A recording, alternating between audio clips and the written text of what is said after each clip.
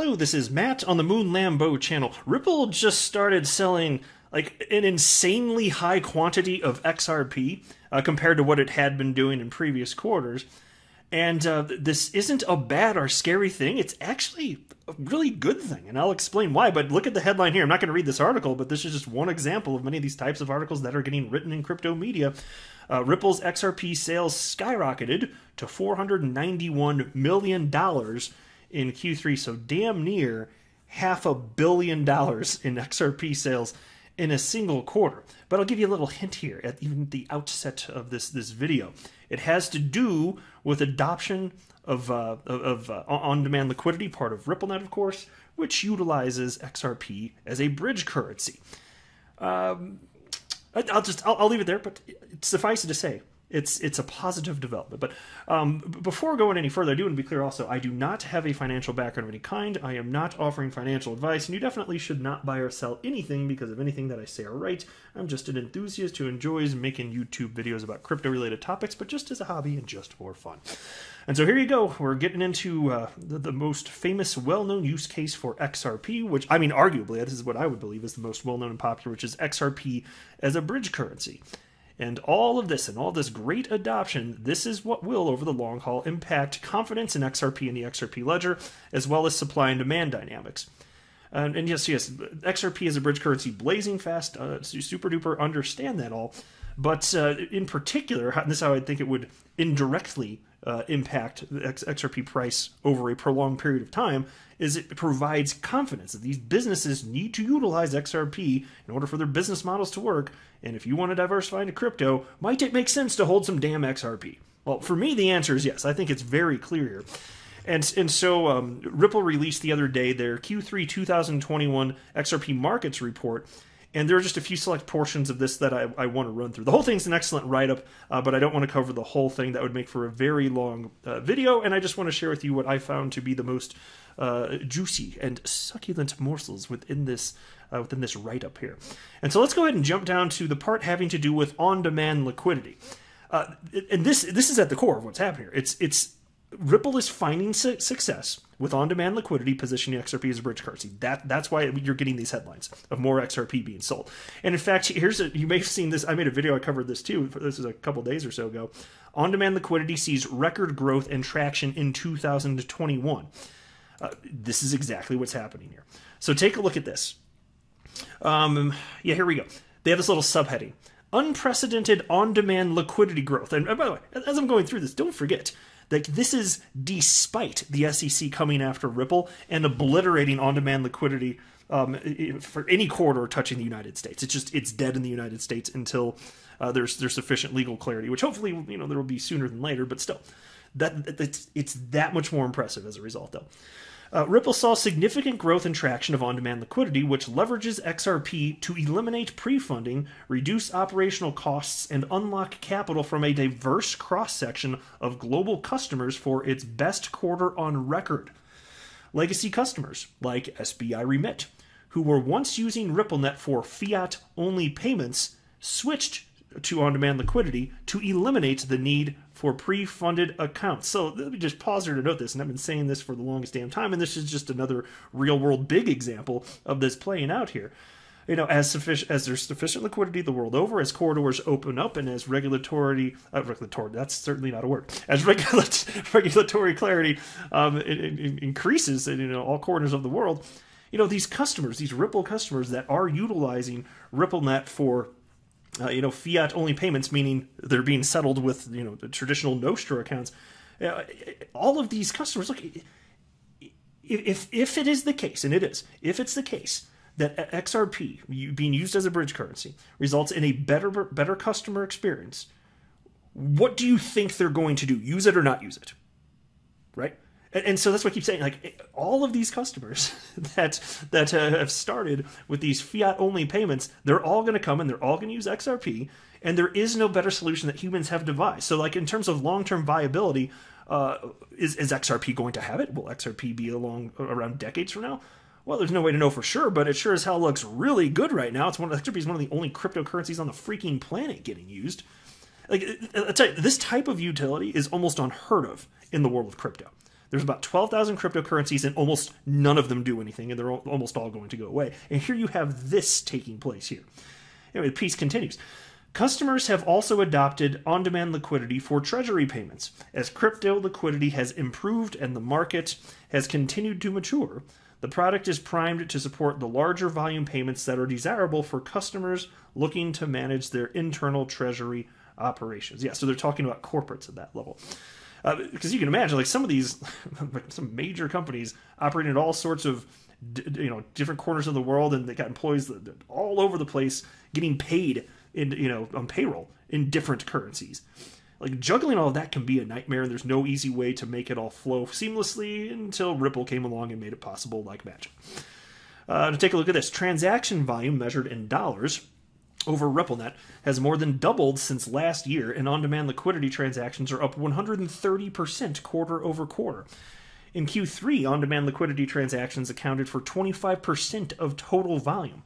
All XRP sales this quarter are attributed to the growth and adoption of on-demand liquidity. See, that's key right there. And that's why, like, even before I had the opportunity to read through this report from Ripple, even just seeing these headlines pop up, I was like, I bet I know why. If they're selling more XRP, and I know that they're only working with key partners, and I know that on-demand liquidity is increasingly getting adopted everywhere that's not the United States, well, what the hell do you think is going on? Of course, because XRP needs to be liquid, and then their partners need to have sufficient quantities of it for it to work as a bridge currency. So, of course, it's not surprising in the least to see this. And so anyway, so then again, they wrote here, all XRP sales this quarter are attributed to the growth and adoption of on-demand liquidity. On-demand liquidity customers can send XRP for cross-border payments through third parties like exchanges or directly through a crypto wallet.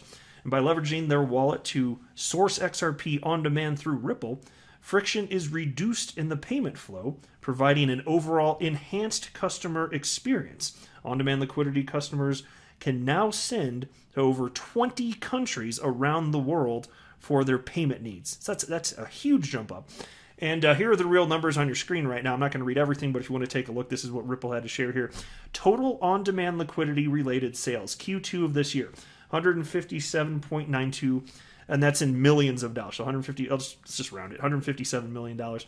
Then the most recent quarter, Q3 this year, $491 million. So that's a big jump up. But again, it's because there's real world adoption. I mean, do you guys remember these headlines? I'm not going to read these articles, but I just want to point it out to maybe jog the memory here. Here's one from July 28th this year. Ripple reveals new on-demand liquidity corridor for Japan and Philippines. So, folks, Ripple's managing liquidity. like you understand this, right? This should not be surprising in the least. It's not bad. And then there was this. This is from FinExtra. This is from October 26th. Ripple scores first on-demand liquidity deployment in Middle East. And so that's a more recent one, but still, that the impacts of that will be seen, I'm sure, increasingly as we go through the fourth quarter. Once Ripple, writes their Q4 2021 report, which we'll have at some point, presumably in January of next year. We'll see what that looks like. But here it is.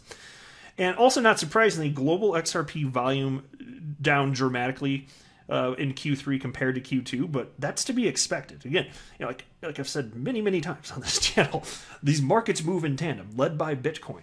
Bitcoin went down, the rest of the market responded, resulting in less attention. So it's not just that prices went down, actual global volumes on exchanges the world over, that decreased as well. None of this is particularly surprising, but I just wanted to point out that's all that's going on here. And there's only so much that Ripple can do to make sure that there is sufficient liquidity in corridors where they want to operate.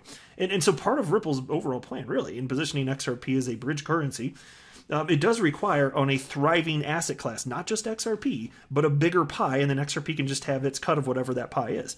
Because it doesn't even have to be number one in market cap. Maybe it will be one day. I'm not predicting that, but who knows? It's certainly not. I mean, it's solving a big freaking problem. It's technologically superior, So it's just let time pass. But I think like all of this, if you let a sufficient amount of time pass, all of the stuff that we see here now, it's gonna in hindsight seem obvious.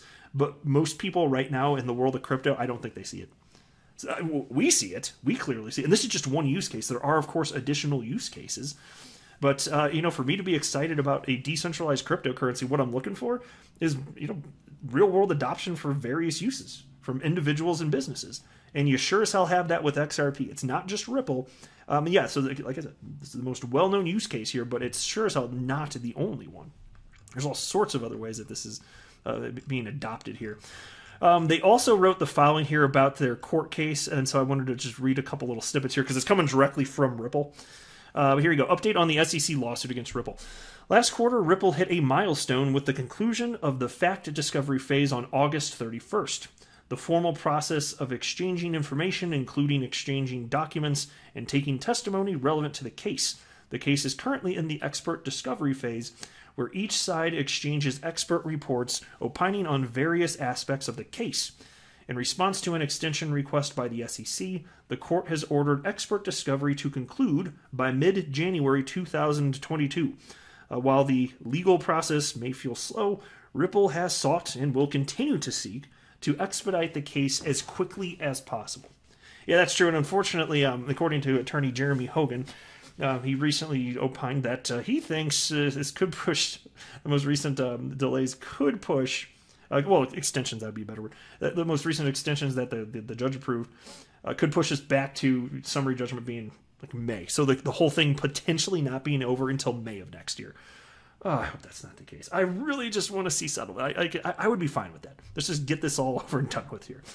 So anyway, look, I think that's sufficient. Those are the couple of the main points I wanted to cover up and talk about, because like this is what adoption real world utility looks like. This is exactly what it looks like right here. And so don't be surprised as you see more and more adoption to see these sales go up.